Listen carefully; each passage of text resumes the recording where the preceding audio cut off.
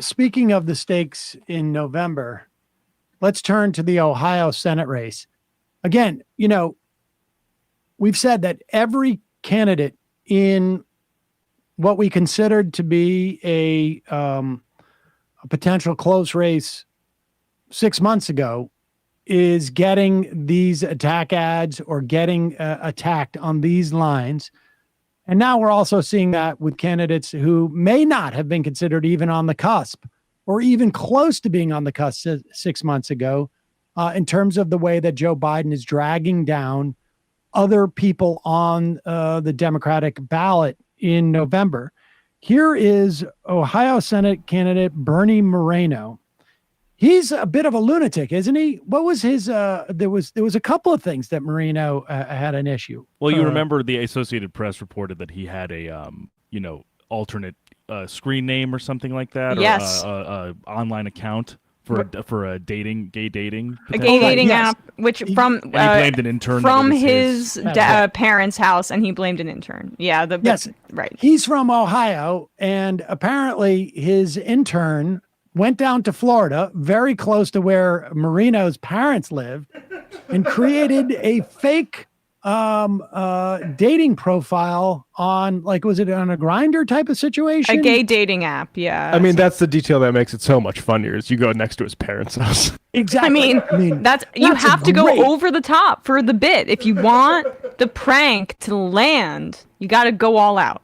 Listen, and this is a side tip. I just want to say, if you're ever interning somewhere, there's nothing more that your boss will like. And incidentally, I think this guy still works for him or did for a while. There's nothing your boss likes more than a good prank.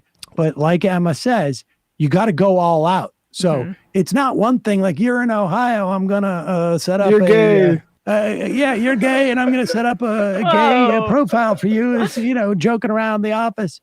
But you really, to carry it out, just in case anybody starts to investigate it, you want to fly down to Florida, set it up, get back on a plane. So you say, for instance, you could say to your boss, hey, what kind of coffee do you want? I'm going to go out and get you a coffee. Well, thank you. You're a great intern.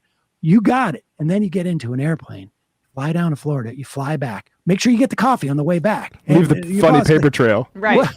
What took you so long? There was a long line at the coffee place. Sorry, boss. Don't worry about it. The thing I like about you, you make me laugh. Anyways, here is Bernie Moreno trying to do a prank on himself. Here he talks about the absolute need for Democrats to have the courage to address tough questions. Stop dodging, says Bernie Moreno. I can tell you this, if I'm here, I will talk to you at any point in time, even take tough questions. Sherrod Brown won't do that. And again, that should tell you some things. And again, didn't we see that with Biden? They kept him in a cocoon. They kept him in the basement, refused to take questions. Even the White House has said the press conference today is the big boy press conference. Think about that for a second. That's insane.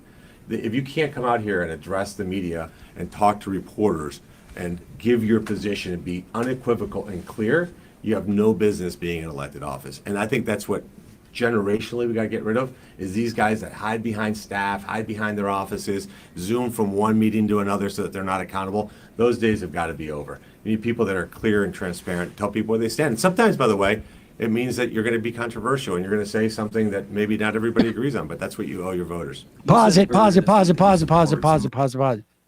I want to say, I really appreciate that, because it takes a lot of guts to do what he's saying.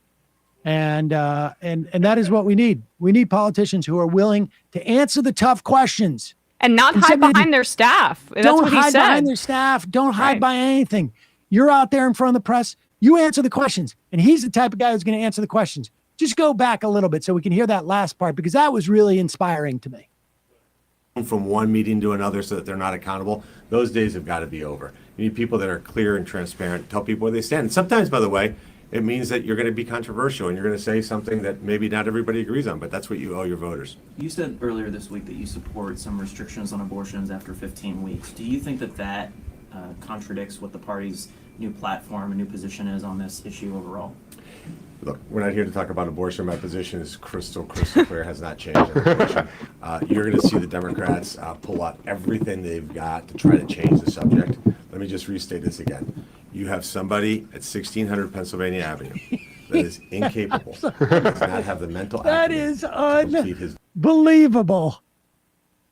That is unbelievable. Hey, what happened? What happened? That should be the ad. They just run.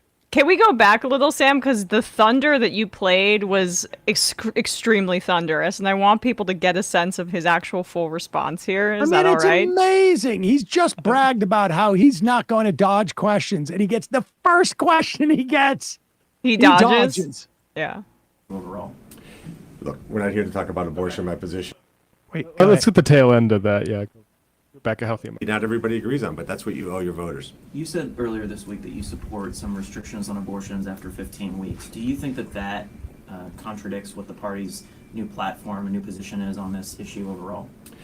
Look, we're not here to talk about abortion. My position is crystal clear, has not changed on abortion. You're going to see the Democrats pull out everything they've got to try to change the subject. Let me just restate this again. You have somebody at 1600 Pennsylvania Avenue that is incapable. All right. It was jargon. Amazing. That pivot.